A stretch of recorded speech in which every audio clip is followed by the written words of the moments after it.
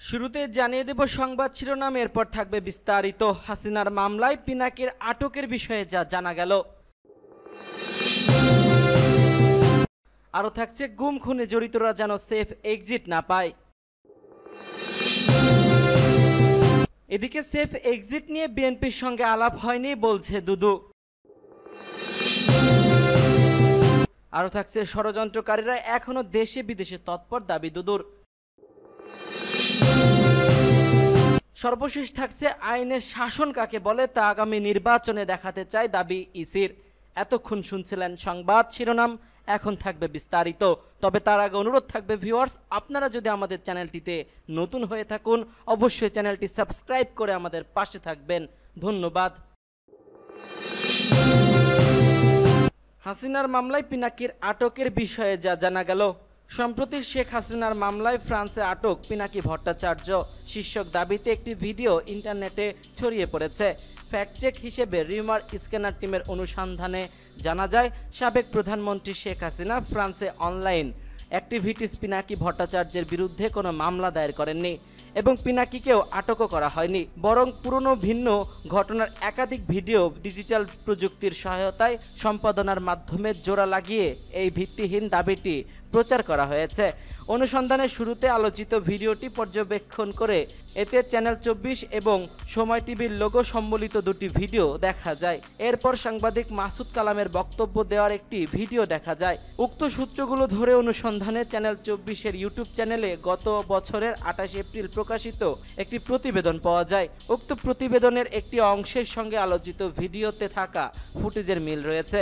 বেদনা এবং প্রতিবেদনটিতে বলা হয়েছে, গত বছরের 28 এপ্রিল ঢাকার রমনা মডেল থানার দায়ের করা ডিজিটাল নিরাপত্তা আইনের মামলায় অনলাইন অ্যাক্টিভিটিস্ট পিনাকি ভট্টাচার্য ও ছাত্রদলের সাবেক যুগ্ম সম্পাদক মফিজুর রহমান আশিকের বিরুদ্ধে অভিযোগপত্র দাখিল হয়েছিল। পুলিশ সেই ঘটনাটি সংবাদ করে। ডাকসুর বিবৃতি, গুম খুনে জড়িতরা যেন সেফ এক্সিট না পায়। আওয়ামী লীগ আমলে গুম খুনে যারা জড়িত ছিলেন তারা যেন বিচার এড়াতে কোনোভাবে দেশ ছাড়ার সুযোগ না পান তা নিশ্চিত করার আহ্বান জানিয়েছেন ঢাকা বিশ্ববিদ্যালয় কেন্দ্রিক ছাত্র সংসদ ডাকসু। গুমে জড়িত থাকার অভিযোগে গ্রেপ্তারি পরোয়ানা জারির পর কারো কারো দেশ ছাড়ার গুঞ্জনের প্রেক্ষাপটে শনিবার এক বিবৃতিতে এই আহ্বান জানানো হয়। সেই সঙ্গে গুম খুন মানবাধিকার লঙ্ঘনের নির্দেশদাতা হিসেবে ক্ষমতাচ্যুত প্রধানমন্ত্রী শেখ হাসিনা ও তার প্রশাসনের সব সদস্যের দ্রুত বিচার নিশ্চিতের দাবিও জানানো হয়। আওয়ামী লীগ আমলে গুমের অভিযোগ আমলে নিয়ে আন্তর্জাতিক অপরাধ ট্রাইব্যুনাল গত মঙ্গলবার শেখ হাসিনা সহ 28 জনের বিরুদ্ধে গ্রেপ্তারি পরোয়ানা জারি আদেশ দেন।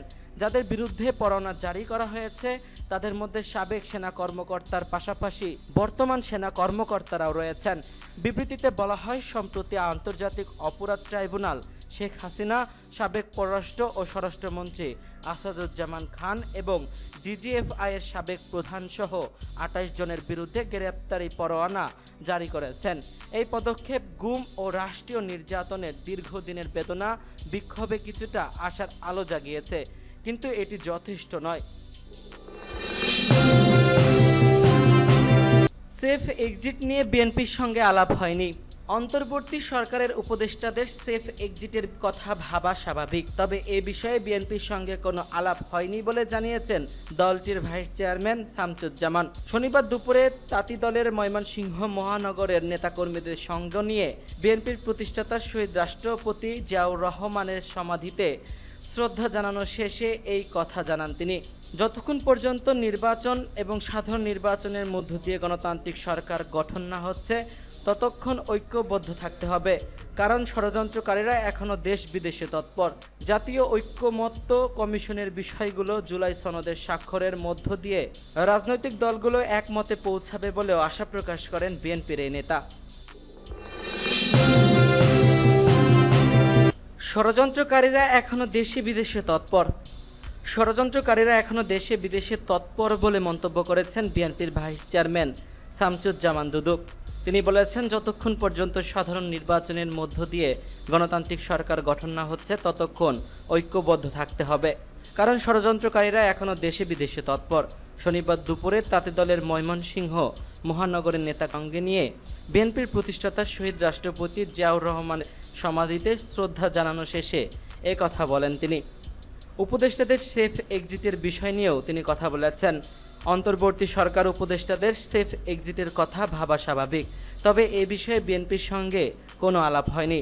তিনি বলেন, আশা করি জাতীয় ঐক্যমত উপদেষ্টাদের সেফ এক্সিটে তিনি বলেন, আমরা আশা করি জাতীয় ঐক্যমত কমিশনের বিষয়গুলো জুলাই সনদে স্বাক্ষরের মধ্য দিয়ে রাজনৈতিক দলগুলো একমতে পৌঁছাবে। আইনের শাসন কাকে বলে তা আগামী নির্বাচনে দেখাতে চাই। আইনের শাসন কাকে বলে নির্বাচন কমিশন তা আগামী নির্বাচনে দেখাতে চাই বলে মন্তব্য করেছেন প্রধান নির্বাচন কমিশনার AMS নাসির উদ্দিন। তিনি বলেন, আগামী জাতীয় নির্বাচনে প্রিজাইডিং অফিসারদের সব ধরনের ক্ষমতা দেওয়া হবে, তবে তারা যদি সেই ক্ষমতার যথাযথ ব্যবহার না করে তা অপরাধ হিসেবে গণ্য হবে। শনিবার চট্টগ্রামে নির্বাচন প্রক্রিয়ায় ভোট অংশগ্রহণকারীদের কর্মকর্তায় দায়িত্ব পালনের চ্যালেঞ্জসমূহ নিরূপণ ও উত্তরণের উপায় শীর্ষ কর্মশালায় প্রধান অতিথির বক্তব্যে তিনি এসব কথা বলেন। সিইসি বলেন, আইনের শাসন কাকে বলে তা আমরা আগামী নির্বাচনে দেখাতে চাই। প্রিজাইডিং অফিসাররা যদি সঠিকভাবে দায়িত্ব পালন করেন তাহলে নির্বাচন স্বচ্ছ ও গ্রহণযোগ্য হবে, তাই সিদ্ধান্তই চূড়ান্ত হবে।